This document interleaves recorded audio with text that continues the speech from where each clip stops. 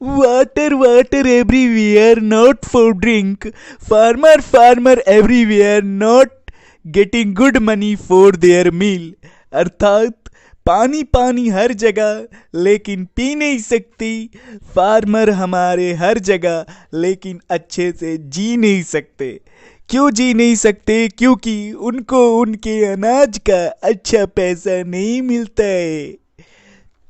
आज हम जो गांव छोड़कर शहर भाग रहे हैं, शहर की तरफ भाग रहे हैं, क्या हमने कभी सोचा है ये जो खाना हमारी थाली में आ रही है ये कहाँ से आती है और कौन इसे उगाता है और कौन? इन सारे सवालों का जवाब रुको जरा, सबर करो, बोल है बस किसान। So hello, welcome guys, myself Dheeraj and this is my channel Chill Bro। आज हमारे किसान खुश क्यों नहीं हैं? और अगर वो खुश नहीं हैं तो क्या हमें खुश होना चाहिए? आए दिन हमें ये सुनने को मिलता है, ये आंदोलन वो आंदोलन। बात तो सही है। आज जो हमारे किसान आंदोलन कर रहे हैं, आखिर उसकी क्या वजह है और सरकार उनके लिए क्या कर रही है? सबसे पहले ये जानते हैं कि उसकी वजह क्या है और किसान आंदोलन कर क्यों रहे हैं। तो ये 3 कानून, और इस 3 कानून पे बात करने से पहले ये जानते हैं कि आखिर ये 3 कानूनों को लाने की जरूरत क्या पड़ी। तो ऐसे समझिए, पहले जब किसान अपना अनाज मंडी में बेचने जाता था तो उसे ये अनाज एपीएमसी को बेचना पड़ता था। अब ये एपीएमसी है क्या? Agricultural produce commission act. इसमें आर्यंथ आते हैं लाइसेंस्ड कमीशन एजेंट। अब ये लाइसेंस्ड कमीशन एजेंट का काम क्या होता है? जो अनाज किसान बेचने आता है उसे वह सफाई करते हैं, छटाई करते हैं, पैकेजिंग मतलब पैक करते हैं, ठीक है। और इस काम के वो 1.5 से 3% चार्ज करते हैं टोटल सेल्स वैल्यू पे। इट मीन्स कि अगर आप दो क्विंटल चावल बेचें तो उस पे नहीं, वो 2 क्विंटल चावल पे लगेगा। फिर आप 4 क्विंटल बेचोगे तो 4, मतलब टोटल सेल्स वैल्यू पे। ऐसा नहीं कि वो फिक्स रेट है कि 1.5 से 3% लगेगा ही, नहीं, जितना टोटल सेल्स वैल्यू होगा उस पे आपका इतना चार्ज लगेगा। अब ये देखा जाए कि ये जो इतना चार्ज वो लेते हैं जिसके चलते हम उन्हें सर्विसमैन भी बोलते हैं। करीबन हरियाणा और पंजाब की बात की जाए तो ये 4800 आर्यंथ और लाइसेंस्ड कमीशन एजेंट जो है, ठीक है। और बोला जा सकता है कि ये एपीएमसी जो है, एपीएमसी के अंदर ही एमएसपी की गारंटी मिलती है। और ये जो एपीएमसी का मार्केट होता है करीबन ये 4000 स्क्वायर मीटर के अंदर ये फैला हुआ है, ठीक है। तो अब किसान क्या करता है ना, जिसे पहले पाता है उसे वो अनाज बेच देता है।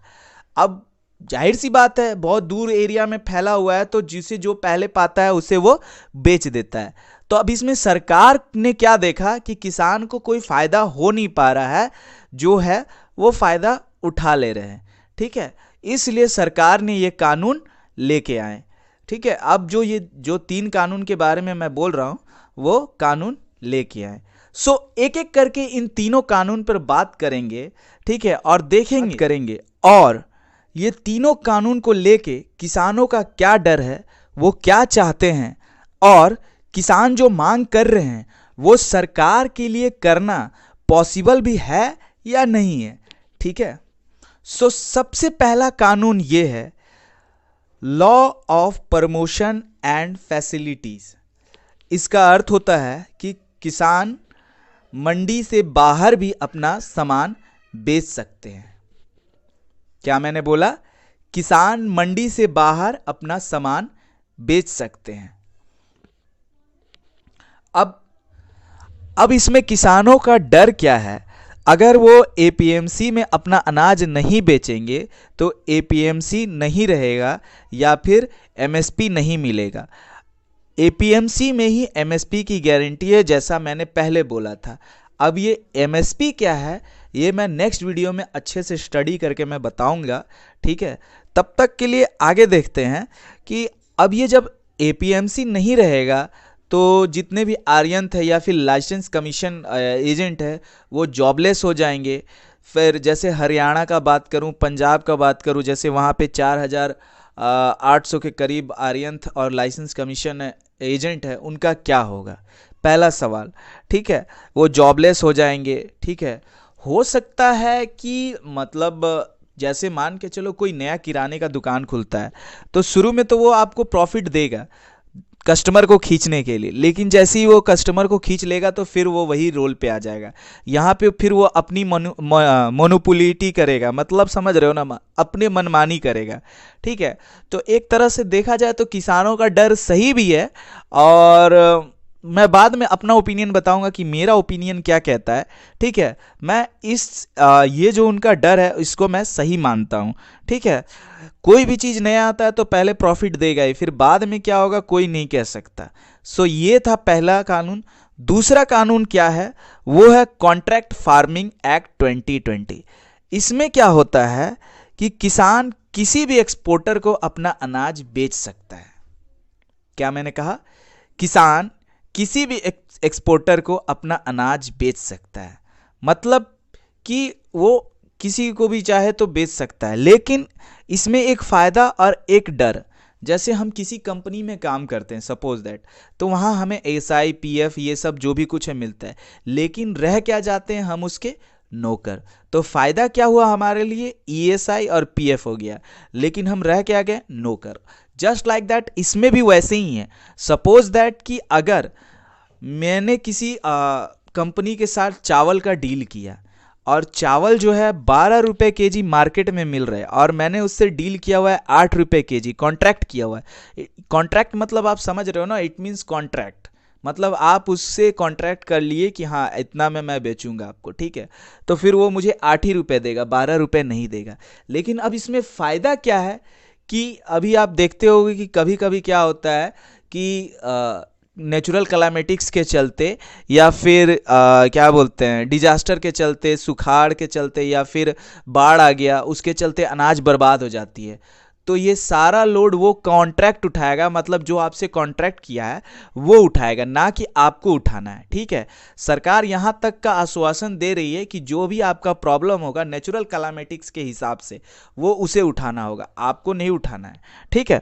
तो ये उनका डर हुआ, और जो मैंने बताया कि आप एक तरह से सर्वेंट बन के रह जाओगे, ठीक है।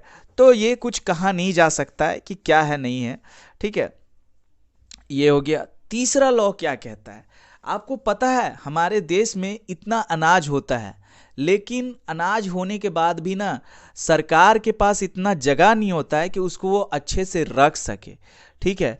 तो कभी कभी क्या होता है ना कि बहुत सारा अनाज होने के बाद भी एक्सपोर्ट नहीं हुआ या फिर नहीं बिका, तो वो अच्छे से नहीं रखने के चलते वो क्या होता है कि खराब हो जाता है। तो तीसरा लॉ क्या होता है कि गोदाम ना होने के कारण लाखों अनाज खराब जो हो जाते हैं, अब वह खाद्य मतलब जो भी मतलब उद्योग लगाता है, जो भी मतलब एग्रीकल्चरल इंडस्ट्री है, वो अपना खुद का कोल्ड स्टोरेज तो जानते होगे आप लोग, मैं फोटो में दिखा दूंगा कि कोल्ड स्टोरेज क्या है, ठीक है। ये देख सकते हो आप, कोल्ड स्टोरेज ये है, ठीक है। कोल्ड स्टोरेज जो होता है उसमें हम अनाज को रखते हैं बहुत दिन तक, उसमें वो सेपरेट रहता है, खराब नहीं होता है, ठीक है। तो ये एक तरह से ये सही भी है कि बहुत समय तक हम अनाज को वहाँ सेव करके रख सकते हैं, तो कभी अगर हमारे लिए ख़राब कंडीशन आया तो हम उसे खुद के लिए यूज करें, ना कि सेल के पर्पस से भी, ठीक है।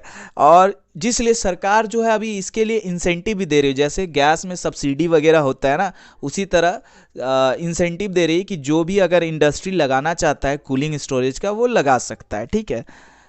ये थे 3 कानून, ठीक है। अब ये 3 कानून जो मैंने बताया, इनका निष्कर्ष क्या है, कंक्लूजन, इट मीन्स कि अर्थ क्या निकलता है, ठीक है। मेरा मानना है कि किसान जो सोच रहे हैं और जो डर है वो एकदम सही है। क्यों सही है मैंने बता दिया कि कोई भी चीज़ नया आता है तो वो दिक्कत दे, मतलब शुरू में तो बहुत अच्छा रहेगा, इतने डिस्काउंट ये दे दीजिए, इतना आपको मिलेगा, लेकिन बाद में दिक्कत हो जाता है। तो क्यों ना हम पुराने सिस्टम को ही सही करें तो कुछ अच्छा हो, ठीक है, मेरा कहना है, ठीक है। या फिर एक और चीज़ है, मैं बताऊंगा। उसके बाद एक और चीज़ आता है कॉन्ट्रैक्ट वाला। ये कॉन्ट्रैक्ट वाला एक तरह से फ़ायदा और एक तरह से नुकसान मैंने बता दिया। फ़ायदा क्या है, नुकसान क्या है, लेकिन इसमें देखा जाता है कि ज़्यादातर क्या होता है ना कि डिजास्टर के वजह से हमारे किसान को बहुत ज़्यादा नुकसान हो जाता है, क्योंकि हमारी जो कंट्री है वो 4 सीज़न को फेस ऑफ करती है, ठंडा, गर्मी और आपका बाढ़, ठीक है, या फिर बाढ़ बोल सकते हैं, या फिर सूखापन, ठीक है, ये सब चीज़ फेस करती है। जब ये सब चीज़ फेस कर रही है तो आप समझ सकते हो कि कुछ भी हो सकता है। तो इसमें मेरे हिसाब से कि कॉन्ट्रैक्ट करके ना वो फ़ायदा में रहेगा, क्योंकि सरकार अभी ये भी कह रही है कि अगर उस कंडीशन में कुछ होता है तो आपको मुआवजा भी मिलेगा, ठीक है। तो मेरे हिसाब से ये ठीक है। और तीसरा जो है वो अनाज वाला, कि आप उद्योग लगाइए और कोल्ड स्टोरेज करिए, वो भी ठीक है। अब मेरा क्या सोचना है कि देखो भाई, इतना समझो कि अगर हम कोई चीज़ के लिए आंदोलन कर रहे हैं तो घूम फिर के फिर वो हम ही पे आएगी। पूछो क्यों? कि अगर हमने गाड़ी तोड़ा, सड़क तोड़ा, तो सरकार जो सड़क बना रही है वो किसके पैसे से बना रही है? हमारे ही पैसे से बना रही है। तो फिर घूम फिर के सरकार हम ही से पैसे लेगी। तो लड़ने से अच्छा, नहीं, मैं ये नहीं कह रहा हूँ कि आप लड़ो मत, लड़ो, लेकिन जैसे आप एमएसपी की मांग कर रहे हो, जो मैं नेक्स्ट वीडियो में बताऊंगा कि क्या है एमएसपी और क्या नहीं है, और उस पर पॉसिबल है कि नहीं सरकार के लिए देना। उससे पहले मैं ये बोलना चाहता हूँ कि जो सरकार अभी एमएसपी की बात कर रही है या फिर एमएसपी की गारंटी की बात कर रही है, जो भी कुछ है उस नेक्स्ट वीडियो में मैं बात करूँगा। लेकिन मेरा कहना ये है कि कोई भी चीज़ अगर आपको पसंद नहीं है और नई नहीं आई है, तो जैसे एमएसपी पे मांग रहे हो ना कि लिखित मुझे दे दो, वैसे ही आप इस पे मांगो ना कि अगर ये 2 साल के अंदर अगर पॉसिबल नहीं हुआ, 2 साल 3 साल या फिर कोई एक टाइम पीरियड ले लो, ठीक है, कि अगर इससे पॉसिबल नहीं हुआ, हमें प्रॉब्लम हुई, और एक भी अगर फाइल इसके खिलाफ आई, आप उस समय ये चीज रद्द कर दोगे, ठीक है। हालांकि ये कानून पे स्टे लग चुका है। मैं अभी नया ये वीडियो बना रहा हूँ, ठीक है, इसलिए मैं सोचा कि यार किसान पे थोड़ी बात करूँ, ठीक है। हालांकि इस पे स्टे लग चुका, अब ये कानून नहीं है, लेकिन अभी जो किसान मांग कर रहे हैं वो एमएसपी पे मांग कर रहे हैं, और मैं बताऊंगा नेक्स्ट वीडियो में कि एमएसपी क्या है, ठीक है। सो तब तक के लिए सबको बहुत बहुत शुक्रिया, ठीक है। और ये इन्फॉर्मेशन आपको अच्छा लगा हो, थोड़ा सा भी अच्छा लगा हो, तो अपना शेयर कर देना अपने दोस्तों को, ठीक है। मैं ये नहीं बोलूँगा भाई कि सब्सक्राइब कर दो, शेयर कर दो, क्या पता कि ये इन्फॉर्मेशन सही में उनको अच्छा लगे, ठीक है। और आपको अच्छा लगा हो तो ठीक है, और नहीं भी अच्छा लगा तो कोई बात नहीं है, ठीक है। बस मस्ती करो, चिल रहो, मेरे चैनल का ही नाम है चिल ब्रो। तो बस मस्ती करो और शेयर कर दो, सब्सक्राइब करने का मन हो तो सब्सक्राइब कर दो, और नहीं भी करना है तो कोई बात नहीं। तब तक के लिए बाय।